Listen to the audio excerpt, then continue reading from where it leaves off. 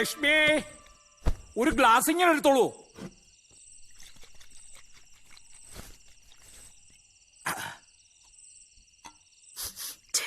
വല്ലാത്തൊരു നാറ്റം.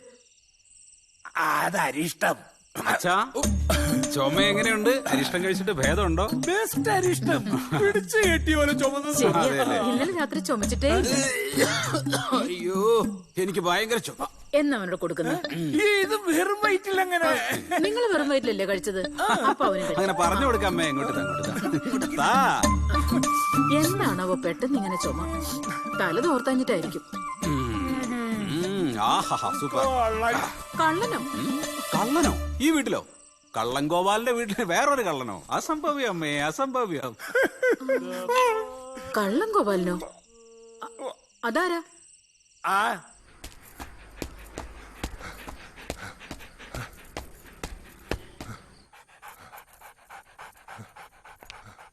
Stop. Oh. Hands up. T-shirt പോക്ക്. കിളിയാകും. കുറഞ്ഞോ? എത്ര കിലോമീറ്റർ ഓടി? 4 കിലോമീറ്റർ 10 മിനിറ്റും 10 സെക്കൻഡും. റൂട്ട് ഏതാ? ശരിയാണോ അപ്പു? ഇല്ലാന്ന് മനസ്സിലായി. എന്റെ അപ്പു കള്ളം പറയില്ല. അവൻ നിന്റെ ആളല്ലേ? നിങ്ങൾ ഒരിക്കലും നേരെ ആവാൻ പോകുന്നില്ല മനുഷ്യ. ഞാൻ വെറുതെ ഓരോ സ്വപ്നങ്ങൾ കാണാം. നീ എന്തോരം വേണമെങ്കിൽ സ്വപ്നം കണ്ടു. പക്ഷെ സൽമാൻ ഖാൻ ഒന്ന് മാറ്റിപ്പടി. ഞാൻ 6 പാക്ക് ചെയ്യാൻ പോയാലേ അവസാനം നിനക്ക് എന്നെ പാക്ക് ചെയ്യേണ്ടി വരും. എനിക്ക് വിശക്കുന്നു ഡാർലിംഗ്. നീ എനിക്ക് എന്തെങ്കിലും കഴിക്കാൻ താ. ഇഡ്ഡലി കഴിച്ച കാലം മറന്നു.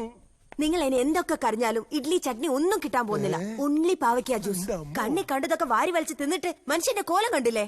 എന്റെ കോലത്തിന് എന്താ കുഴപ്പം ഡാർലിംഗ്? എന്താ കുഴപ്പമെന്നോ? എര വിഴിഞ്ഞ് മുലമ്പാമ്പിനെ പോലെ. ഇനി വല്ല വാഴത്തോട്ടത്തിലും കോലം കുത്താൻ കൊള്ളാം. കരിങ്കണ്ണ ചതിക്കല്ലേ?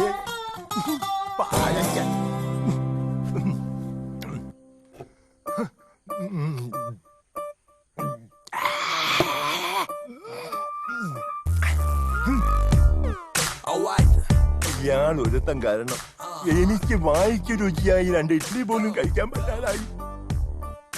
ഏടോ, തനിക്ക് സിനിമയിൽ മസിൽ ഉരുട്ടി കാണിച്ചാൽ കോടികൾ കിട്ടും. ഈ പാവപ്പെട്ട കേശവന്മാർ ഉരുട്ടി കാണിച്ചിട്ട് എന്ത് കിട്ടാനാ? നിങ്ങളുടെ നേരം ഒന്ന് ഉറക്കട്ടെ. ഇത് കഴിക്കേ. ഇന്ന് പെട്ടെന്ന് സ്കൂളിൽ പോവാൻ നോക്ക്. നിനക്ക് ഇപ്പോഴും എന്നോടുള്ള പ്രതീക്ഷ നഷ്ടപ്പെട്ടിട്ടില്ല അല്ലേ? ഏടോ, ഇവന്മാരെന്നെ വിളിച്ചോണ്ടിരിക്ക ഇവരുടെ പരസ്യത്തിൽ അഭിനയിക്കാൻ. എന്നിട്ട് വേണം ഇനി നാട്ടുകാരും കൂടി അറിയാൻ. എന്ത്? എടോ, ഡോസ് അധികമായാൽ ആള് തട്ടിപ്പോവും. അങ്ങ് ചാവാണെങ്കിൽ ചാവട്ടെ, ഞാൻ സഹിച്ചൂന്നേ.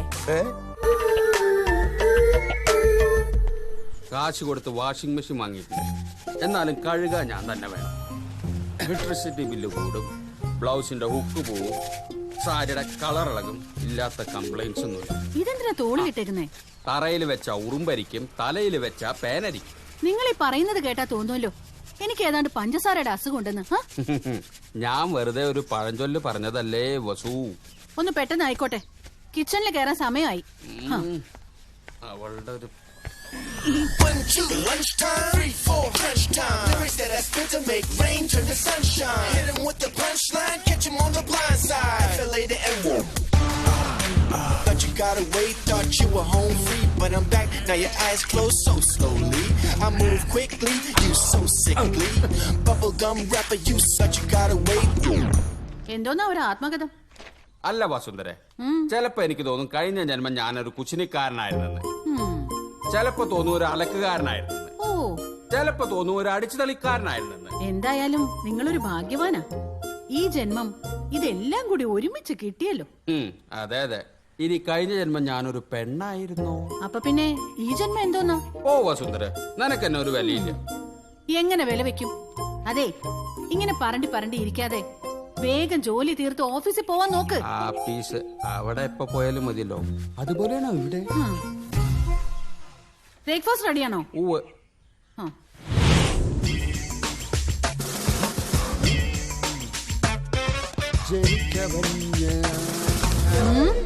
പോട്ടെ. വേണ്ട, ഞാൻ തന്നെ അലക്കേണ്ട വരും.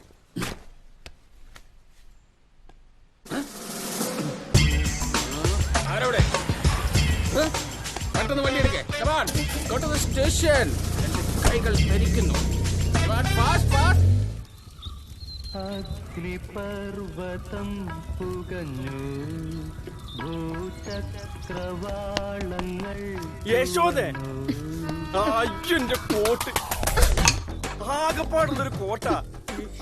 കോടതി കേറാത്തവനെ ഈ കോട്ടെന്തിരാ? നിങ്ങൾ പോണ പണിക്ക് പ്രത്യേകിച്ച് ഡ്രസ് കോഡൊന്നും ഇല്ലല്ലോ. ഏത് തുണിയായാലും മതി. ഇനി അഥവാ തുണി ഇല്ലേലും പ്രശ്നമൊന്നുമില്ല. അതെന്ത് പണിയാ? ഓ, ഇനി അതും കൂടി ഞാൻ പറഞ്ഞു തരാം. തോന്നിയ ദിവസം കാണിച്ചും പോരാ, വെളച്ചിനും കൂടെ. ഇപ്പൊ ഞാൻ കാണിച്ചു തരാം.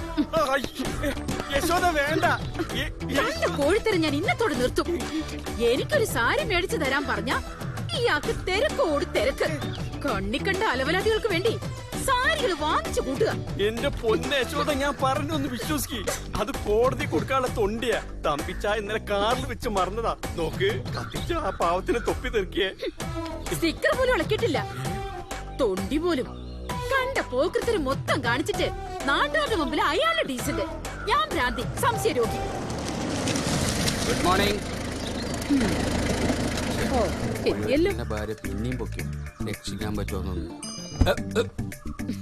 ഡോ വക്കീലെ, തനിക്ക് ആരോടും LLB വന്നത്? കാറിന്റെ മേലാണോ തൊണ്ടി സാധനങ്ങളെ സൂക്ഷിക്കുക? എന്നെ പൊട്ടിയാക്കാനൊന്നും നോക്കണ്ട. നിങ്ങൾക്കെന്താ? നിങ്ങളുടെ തൊണ്ടി നിങ്ങളുടെ വണ്ടിയുടെ ഡിക്കിയിൽ സൂക്ഷിച്ചാല്.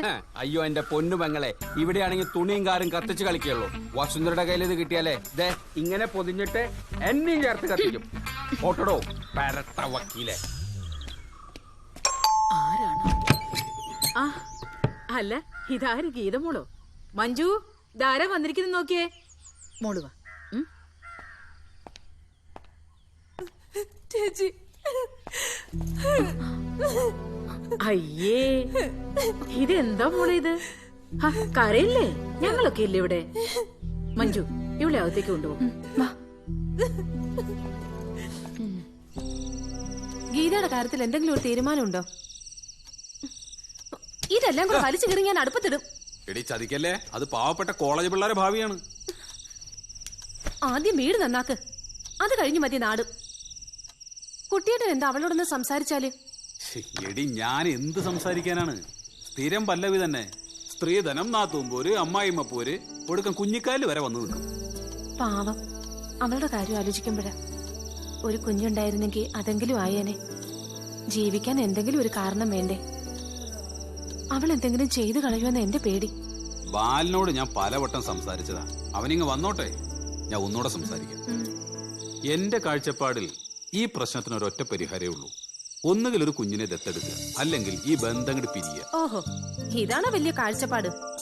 എന്നാ പിന്നെ നീ ഒരു കാര്യം ചെയ്യേ. ബാലന്റെ അമ്മയുടെ കറക്റ്റ് പേരും അഡ്രസ്സും എത്താം, പിൻകോഡ് സഹിതം. അതെന്തിനാ? നമുക്കേ ഒരു ഊമക്കത്തെ. ഷോ, പുല്ല് ഞാൻ